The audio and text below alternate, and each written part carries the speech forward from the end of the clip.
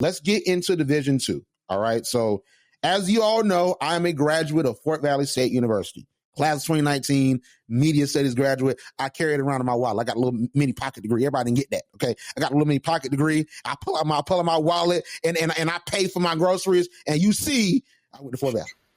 Like you see that. It'd be nice to have a pocket degree. I guess A&T they don't care about us. Like they gave us our little placeholder and our big piece of paper. They said pocket degrees. I said, well, dog, we must not be y'all. We must not be important to get somewhere I could just pull it out like, hey. Well, what I will say is that I didn't know I had a pocket degree. I dropped the manila folder or the box that came in, and then the card came out, and I looked, I'm like, oh, it's a mini degree. So maybe you threw it away. Maybe it was there the whole time. I don't know, because I almost never pocket degree. All right, but it's there. It's still in my wallet to this day. If it's been repaid almost 3 years, it's still in my wallet. All right, and I'm proud of it. Fort Valley and proud. So I have a lot of love for D2, and I actually, I think I told you this offline. I actually commentated a Fort Valley football game. It wasn't great. I'm a basketball guy. It was terrible, and we did lose to Virginia University in Lynchburg. 2018 was a very rough time for us. But I did commentate the football game, so I sort of covered football, and I was ESPNU Campus Connection reporter, and I covered the FAMU Fort Valley game in which we lost 41-7. But still, it was a lot of losses, but not now. Okay, we'll talk about that in a second. All right, but let's go on and just run it down. So Benedict versus Savannah State. Benedict is like that. They are the real deal. And y'all, I think that they very well could make it out the SIAC East. It's going to go through Albany State. Albany State is the current champion. They've been the champions for a minute because they bested Fort Valley on multiple occasions at the Fountain City Classic, and they've dominated with their defense. Coach Gabe Gardena is doing amazing. But Benedict, they've always been sneaky contenders, but I think they want the crown now. And they really think that this is the time, and I believe it's the time as well, because Savannah State just came back from D1, and they had a lot of D1 athletes when they transferred over, and Savannah State ran the table. They beat Albany. They beat Fort Valley. They beat Benedict. They beat all these teams that were in the SIAC East in 2019. Of course, 2020, we didn't play. 2021, they still did well. They beat Fort Valley. I think they beat Benedict, but they lost to Albany State in dominant fashion. So the year that they finally could have made it to the SIAC championship, they didn't. But now I think that we're seeing a D2 version of Savannah State. They've had a lot of close games in games I believe they should have won. They've had a lot of close games. The Edward Waters game should be a little bit scary because Savannah State should be contenders. And Edward Waters is getting better, but Savannah State should have outright won that game. So to win that game by a close margin, it had me a little bit scared. But I was thinking that, hey, this is going to be a turning point in this season where Savannah State, if they win this game, it's going to come through Georgia. Fort Valley, Albany, or Savannah, it's coming through Georgia. Now, South Carolina might be the place where the SIAC championship is at. And literally, I think the SIAC East is going to be hosting the championship this year. So this very well might mean that Benedict, if they do win the SIAC East, they will be hosting the SIAC championships. They literally will host it on their campus. So we'll see, what it's looking like. But Benedict dominated Savannah State in every aspect of the offensive side of the ball. They read in all the rushing and passing categories, and they had a very run-heavy offense that opened up, the passing game. It wasn't a heavy passing game from the quarterback, but the run game, just Savannah State, could not stop them. It was a heavy defensive battle. It was a scoreless game going into halftime, but Benedict just came out and started clicking on every cylinder, and they beat Savannah State 24-6. For me, the players of the game was Zaire Scotland and then DeAndre Duhart, but really the running back room, they was in there making it happen. They got 212 rushing yards, 212. They went in and they killed it. They played like 6-7 running backs. I think I went out there and ran a touchdown in. Now, at this point, I might have went out there and made it happen. I might have got some yards. I might have got 2 yards. At this point, they played everybody. I think they got some folks out the stands. Come out, going in. And just running in on Savannah State's defense. You know what I'm saying? At this point. But Zaire Scotland, he had 112 yards on 22 carries, 1 touchdown, no loss. And you had DeAndre Duhart. He had 57 yards on 6 carries, 1 touchdown, no losses. I think that the no loss part is really what it is for me, because everything they did, when they touched that ball, it was a game. And we love to see that. You know what I'm saying? So Benedict, I'm telling you, people are starting to wake up. I've already been awake. It's been like 3 o'clock. I've been up. I've been watching. Okay, so for me, I think it's gonna come down, man. These next 2 games, Fort Valley's homecoming next week. I might or might not be there. All right, but I'll be watching nevertheless. So listen, Benedict might ruin our homecoming on October the 1st. If they beat Fort Valley, it's almost like a video game. If they beat Fort Valley, it's time for the final boss. And the final boss is Albany State, the Golden Rams. That's dominated the SIAC this millennium. What's going to happen? We don't know. But I'm telling you, these next games, like Benedict, I think is going to win this weekend. But these next games, Fort Valley and Albany, we could see a new SIAC champion, and we'll really see what happens moving forward.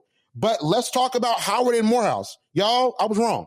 Ariel, I was wrong. All right? And I'm perfectly fine with being wrong. I thought Morehouse was going to show and prove. They did not. Okay? Morehouse lost 31-0 on CNBC. They didn't get the bag. Why was it on CNBC? I have no idea. I was like, man, it could have been maybe I could have did Peacock. It was on CNBC. And then you know what they had on CNBC, Ariel? They had the Deion Sanders Undercover Boss episode. That was very smart. That was what was up. You know, I didn't watch it, but it's recorded. I'll watch it later.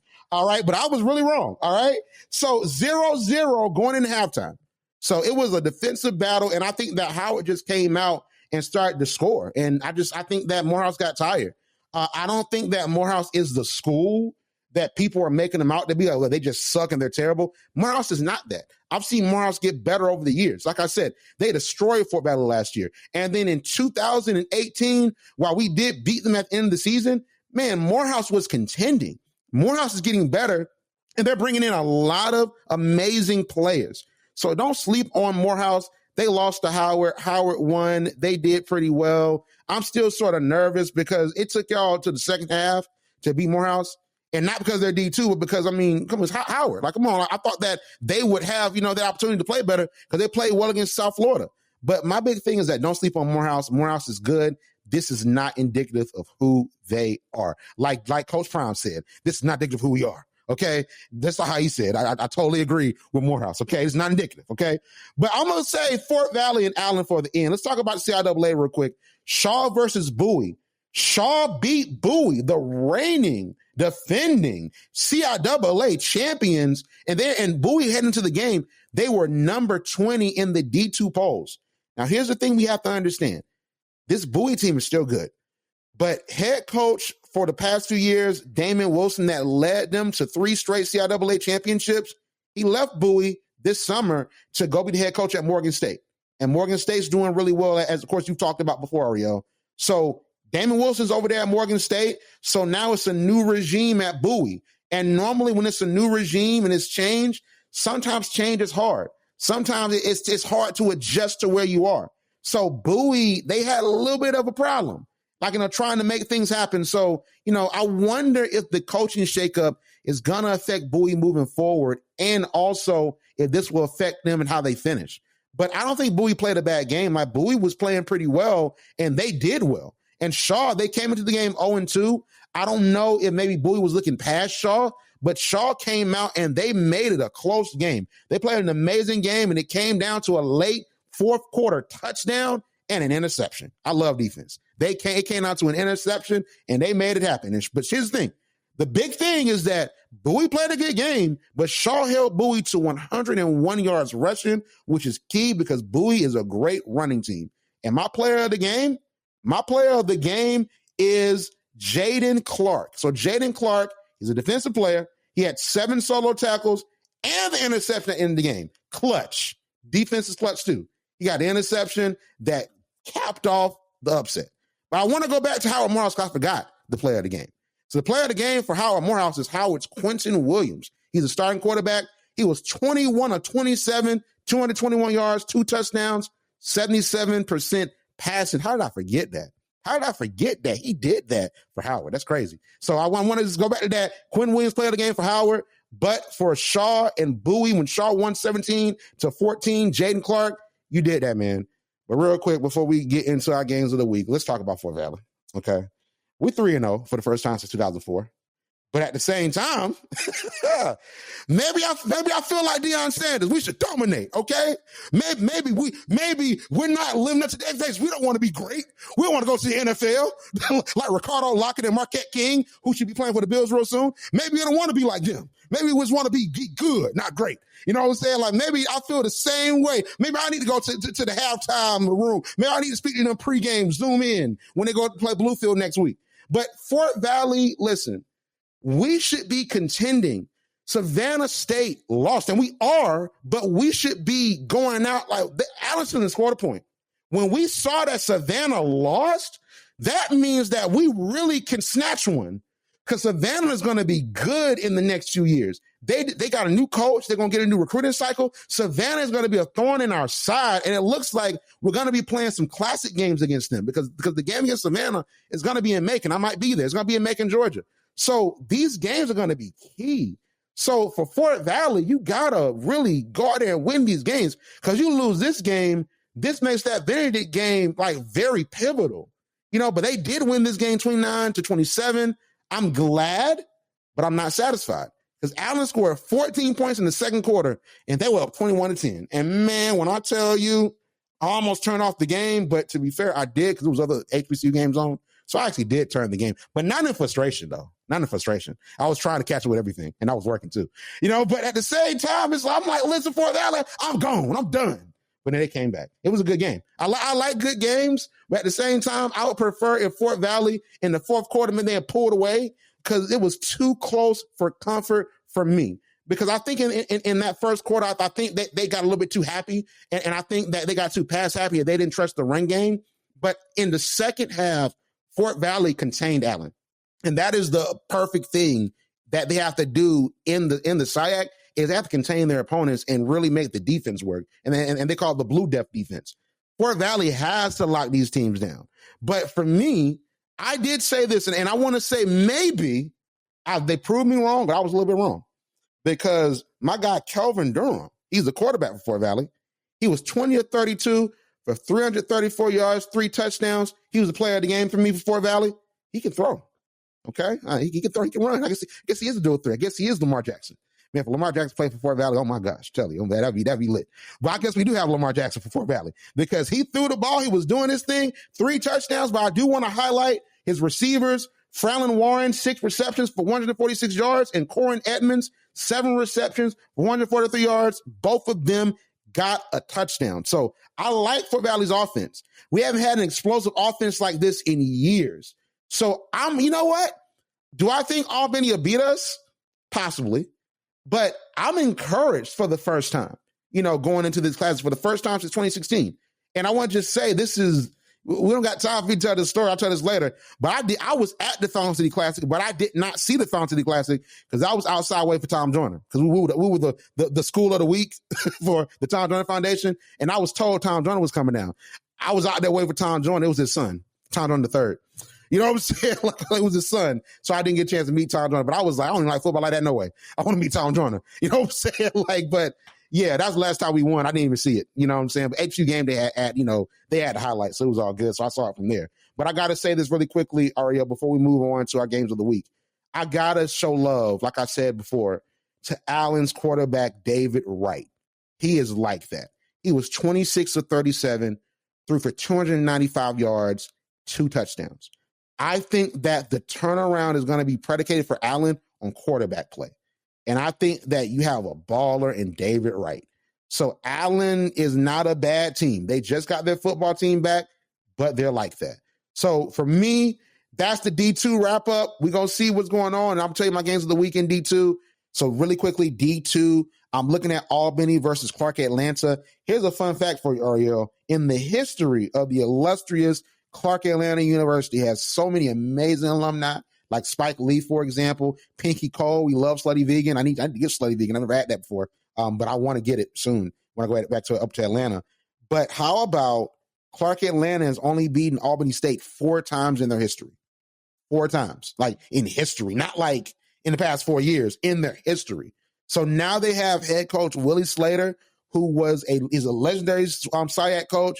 And he was the coach at Tuskegee before Ruffin took over at Tuskegee, and they got, a really huge win over West Alabama. So we want to salute them as well. I didn't get a chance to watch that game. That was a really pivotal game and a really big upset. And Tuskegee has 700 wins in their school program's history, which is the fourth most in HBCU history. You know what I'm saying? So Tuskegee's like that, and Willie Slater's the reason why. So Willie Slater, I think he needs a recruiting cycle and a recruiting class to really get some players to play up there with the Panthers and really make it happen. And they've had some really close and tough games. They had a tough game against Edward Waters. They lost in dominating fashion. Lane College dominating them. So Lane College beat them, and I think Lane College is going to be a sneaky team in the West. But the big thing is that, can Clark Atlanta pull off an upset against Albany? They haven't beaten them only 4 times in their history, and they have a legendary coach that I wish he would have came to Fort Valley, because I was like, that'd be great. He beat us in the SIAC championship. Then he comes to lead us. That's some good stuff. But he went to Clark Atlanta. We got Sean Gibbs, and I'm happy with that A&T Aggie Sean Gibbs. I'm happy with him. But let's be real. Albany's going to win. Let's be real. Not this year. Not this year. Not this year. The losing streak continues. I'm sorry. It's going to continue for a little minute. Albany State is going to beat Clark Atlanta. I love Clark Atlanta. Shout out to all my Clark Atlanta folks. We got 3 Clark Atlanta students that's currently working with the HBCU Post team. Shout out to Kenneth. Shout out to Rachel. Shout out to Ariana. All right. But at the same time, y'all, come on, man. Maybe I'll beat Fort Valley or something, but not Albany. I'm not gonna lie to you, and I'm being objective. Maybe Fort Valley, like y'all beat us one time because we dominated y'all too. Y'all beat us back 2018. It was sad, but at the same time, y'all ain't beating Albany, man. Let's be real. Come on, let's get real. Let's wake up, okay? Let's wake up. So Albany wins that, and then we gonna see what happens against Benedict in a couple weeks. But CIAA, Fayetteville State versus Virginia Union. All right, so Fayetteville State, they're a D2 powerhouse. And a lot of folks don't realize that, because a lot of folks aren't paying attention to D2, but they have contended with Bowie. Because, of course, you can't win the championship without having another team to compete against. I know with the MEAC, you have your champion without a game, but that's not typical of other conferences. And the CIAA is not like that. Bowie didn't play themselves. They played Fayetteville State. And Fayetteville State is like that. They've always fallen to Bowie, but Bowie, their coach Wilson, is going to Morgan. So now it's like, is it wide open? Is the CIAA wide open a little bit where now they can dominate? Can they make it happen? Is this their year? But Virginia Union, if you want me to be honest, they're reminding me of Benedict in the SIAC. They're reminding me of Benedict, where like Virginia Union's starting to compete. They got some good wins under their belt. They beat Valdosta, and I think that they see it opening as well, and they want to dominate, and they want to make things happen. So I want to see what's going to happen in this game, and I'm going to be locked in watching this game. This might get my TV. It comes on at 4 p.m. on Saturday. It might be on my TV. You know what I'm saying? It's an honor to be on Randall's TV, because I got the HDMI cord from Family Dollar, okay? Or Dollar General, actually. That was Dollar General. So listen, you on my TV, you like that, all right? So I think that Jada Byers is the key. He had 319 rushing yards and 3 touchdowns versus Valdosta.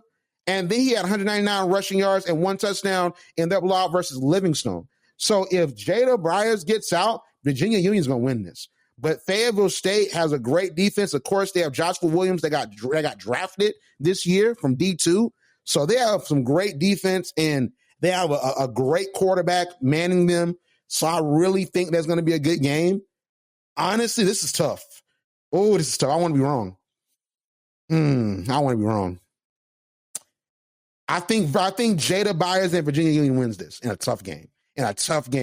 They're like Benedict. They're like, it's a new sheriff in town. You know what I'm saying? At least for this year. Next year, y'all can come back. But this year, nah, it's us. So that's what I'm thinking for D2.